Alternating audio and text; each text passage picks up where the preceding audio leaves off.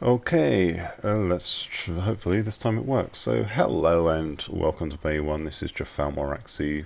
We're on Tuesday the 16th of... Not Tuesday, it's not Tuesday, it's Thursday the 16th of June, and we're taking an overview or a look at the Smart Weapons update for Robocraft. So basically the Smart Weapons is where the weapons that are able to shoot your target are the only weapons that should fire. Now there's certain exclusions to this, or certain, if you've got no weapons that can actually shoot, then something you still, and you click fire, you're still going to attempt to shoot, so you're still going to waste energy that way, but it just makes the whole system a little bit more intelligent. So yeah, you got smart weapons, you got the iron destabilizer, strafing for hovers and thrusters, and a bunch of more updates in there as well. So let's go and take a look at the actual notes. So of course smart weapons were chosen as the top voted with the quality of life poll that went on. It was actually only a few weeks ago now.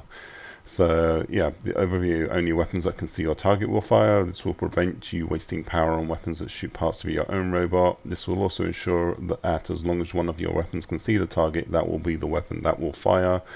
So no more occasions where your rails don't fire at that critical moment, or your side-mounted iron distorters fire from the left side when your enemy is on the right. So there's a lot of useful updates on that front. If you have many weapons that can see the target, you'll get a noticeably reduced fire rate.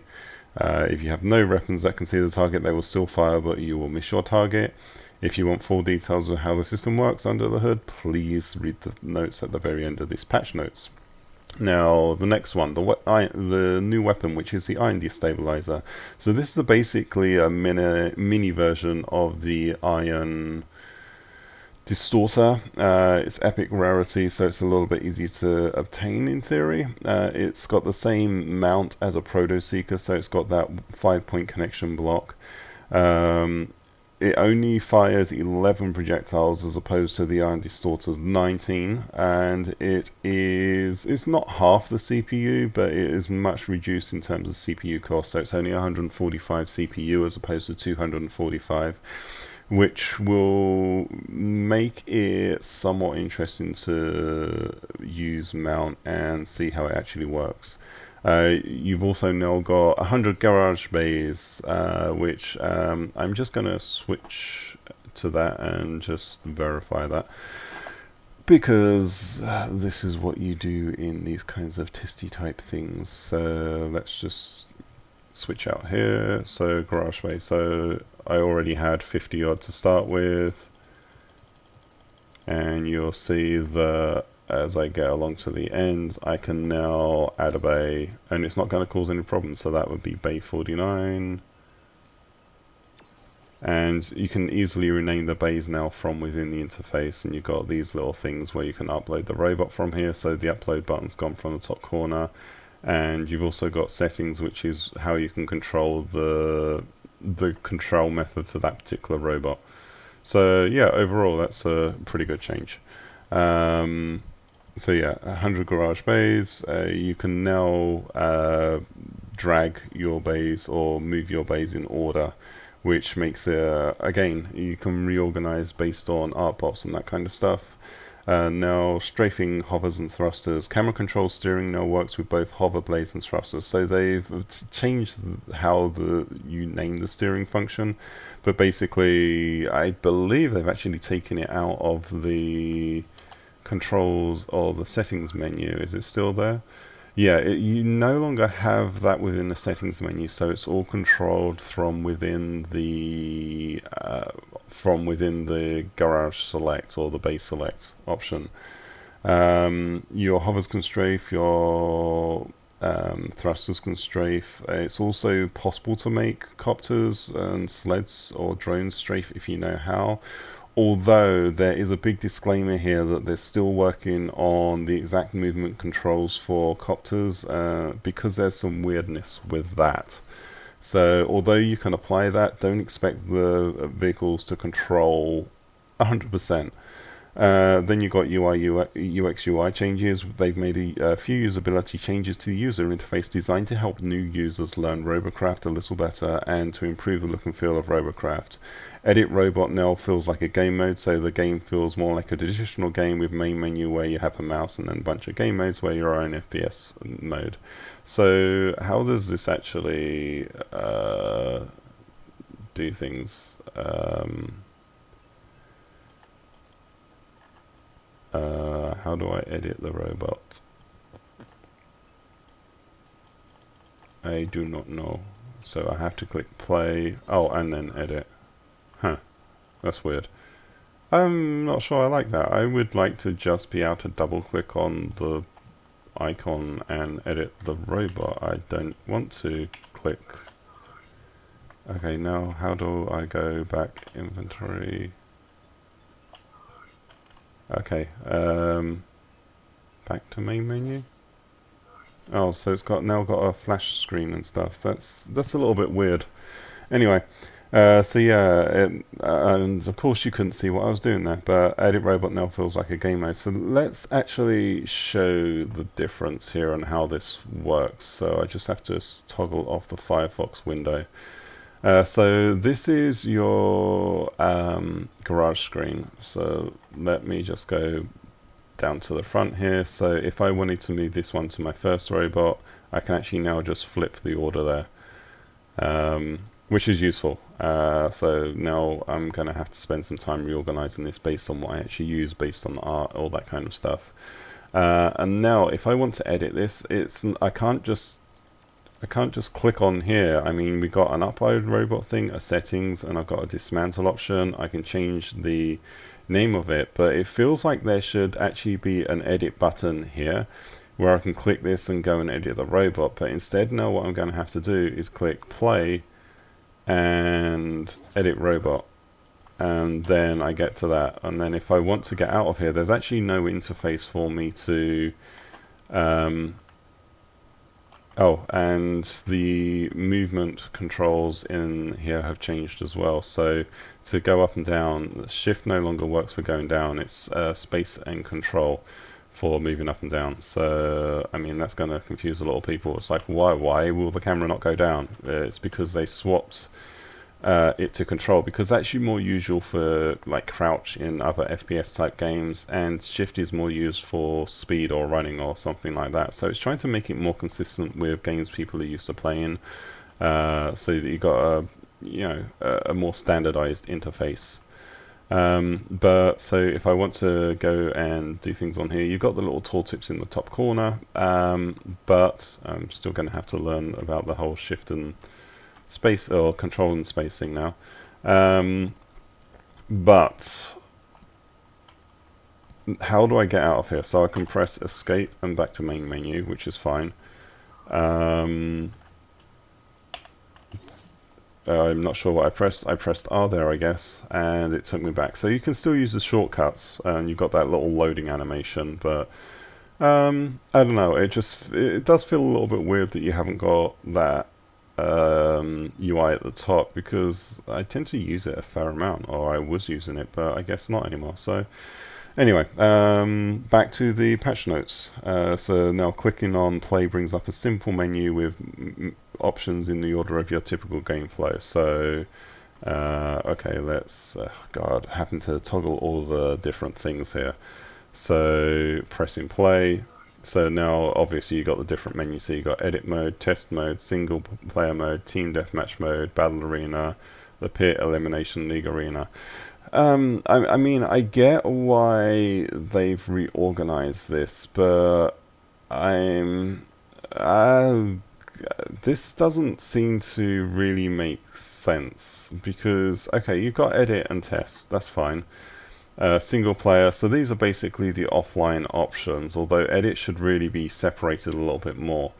And then you've got test and single, which they should kind of be, there should be more separation here to make sure that, or even some kind of more distinct color difference to make it more obvious that these are completely separate from all of these other options, whereas these are all multiplayer options. There should probably be some kind of color theming to make it very, very clear and distinct, and also easy for people to recognize that these are the other options. It's just a little bit from UI UX that they seem to have missed here. But I mean, I do a little bit of this in my workflow myself, so I'm being maybe overly critical, but it's I'm not quite sure about this screen actually. So yes, it works, and there's buts.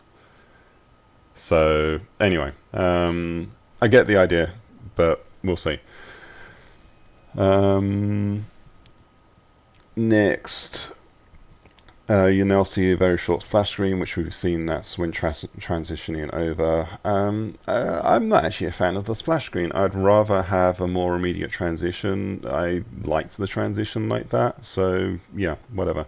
Edit mode looks and feels different. We've removed the clickable buttons, blah blah blah. All shortcuts still work as before. You've got the hints for Q&T for helping people understand what those buttons do. We have a full tutorial on development, so yeah, these are really things just to help out. Added a larger, cooler looking CPU bar at the bottom of the screen. I didn't really notice that. I never pay attention to it until I run out. We've added a build error feedback in the form of a small animated pop-up that informs you why you cannot place a block. New music's been added, but I've got the music turned off, so I'm not going to hear that kind of stuff.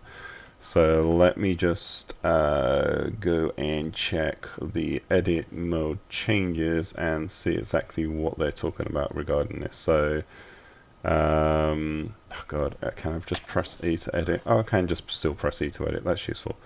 So now let's say I want to try and place a block here. You cannot place it here as it overlaps with another robot part. Now that is actually a good feature. The problem with this feature is that is really tiny text. Now I see this problem happen over and over from UX teams. They make it sounds, the idea of having the top up is great. The top up, god, I can't speak. The info pop up or the text pop up or whatever you want to call them, but you need to be able to read it. This is kind of stupid. I mean, okay, I'm just going to keep clicking this because to make it show up. It's yeah.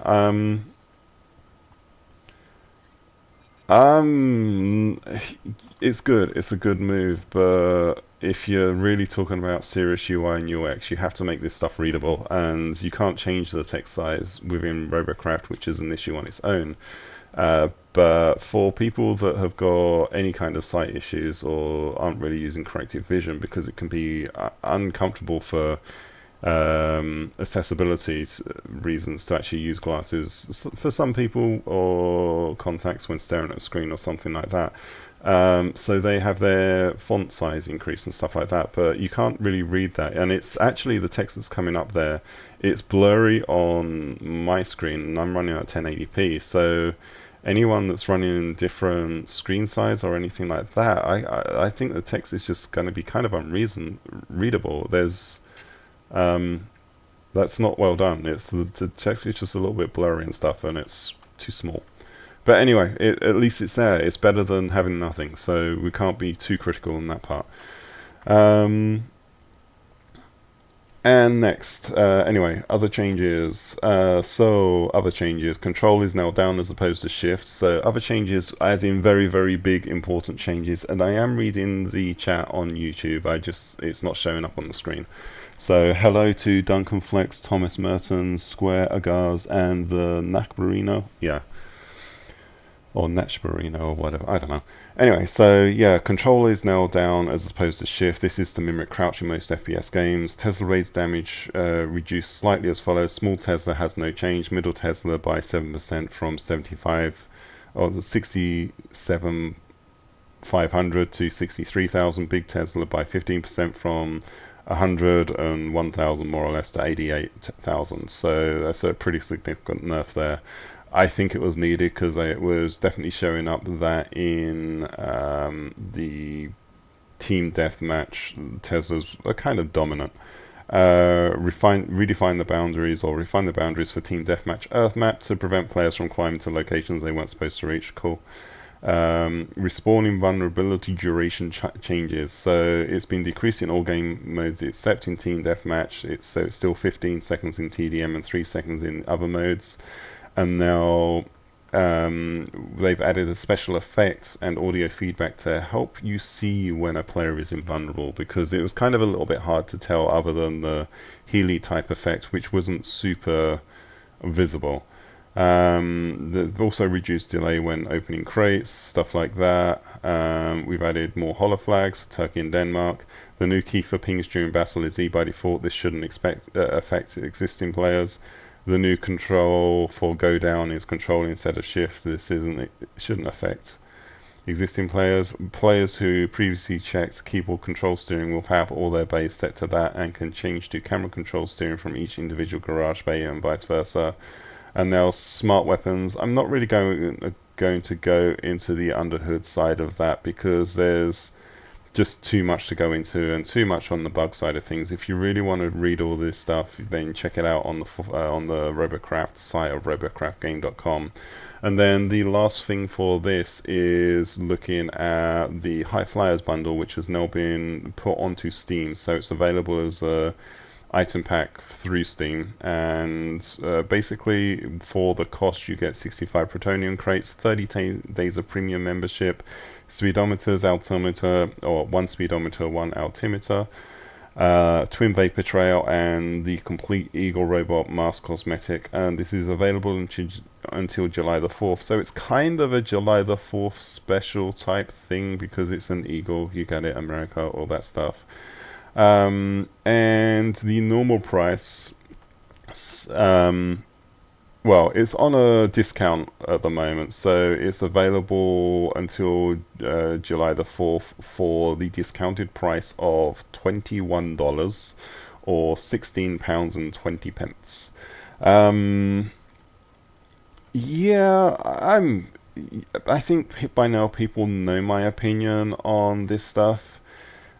If you're just going to buy the premium, buy the premium. If the plutonium crates mean that much to you, I'm not sure. I just can't justify that cost. I mean, okay, so that'd be 65 games, and it's going to be 65 games where you win. I don't know, but it's just the randomized loot. I do not like RNG based stuff where you pay for you're gambling. You're basically gambling with the money you're paying.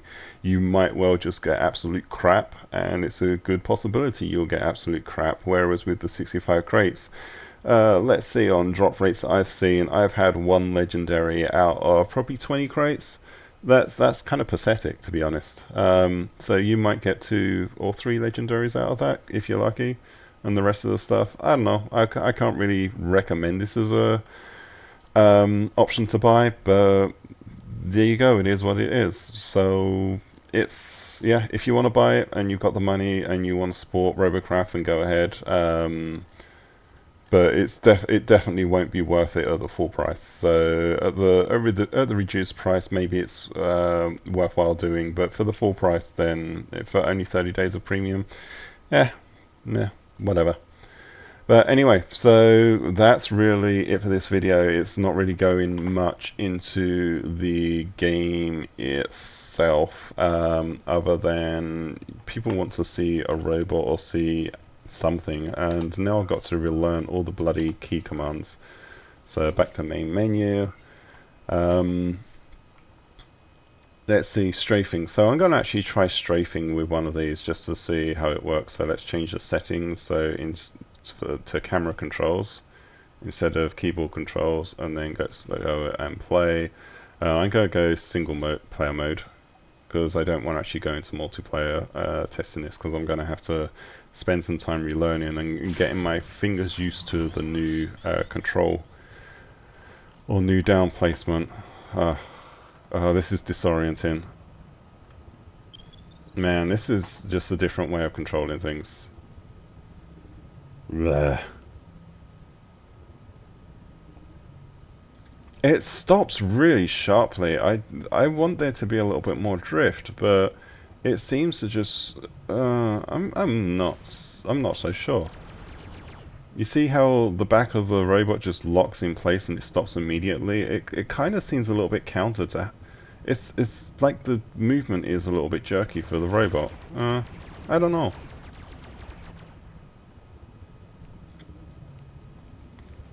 But in terms of being able to strafe, well, I mean, that's cool.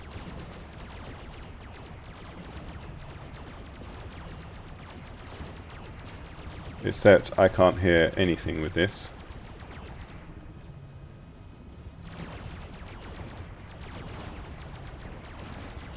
For the actual strafing movement, when you're moving from side to side, it's pretty smooth. So, I mean, that's somewhat expected. And God, I really can't hear anything, can I?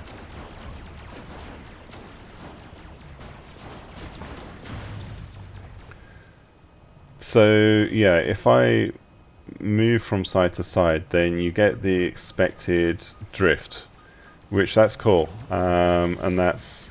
Oh, yeah, let's reduce my height. So yeah, that's expected, but when you're doing the camera movement, that seems a little bit inconsistent with the actual strafing side of things. I mean, this might just be the best they can do at the moment, but it's like the algorithm for the camera movement needs to detect a little bit more how the normal side-to-side movement on the robot works, so you get that little bit of drift. And then pre-plan that for when the camera stops moving. I mean, yeah, it would mean there's going to be a little bit of lag in the movement, and a little bit more easing. Let's just call it easing, because in terms of doing transitions in CSS and stuff like that, it's making sure that there's not just a jarring stop to the movement there. It's a small criticism. It's good that you've actually got this capability, but that's actually irritating to use for me. I don't like it. It's kind of, it seems inconsistent, and it's a small thing to overlook, but it's definitely something. Yeah, I don't like. Just that's horrible. It doesn't feel good. But anyway, so yeah, that's pretty much it for this. It went on a lot longer than I expected it to. It's been, yeah, 20 to 23 minutes of video instead of I was trying to keep it more like 15, but that's how these go. So anyway, thank you very much for watching. Don't forget to subscribe. I should be streaming this evening. I'm probably going to play some Robocraft and plant some PlanetSide or something like that. We'll work it out. But anyway, thank you very much for watching, and we'll see you around next time. Goodbye.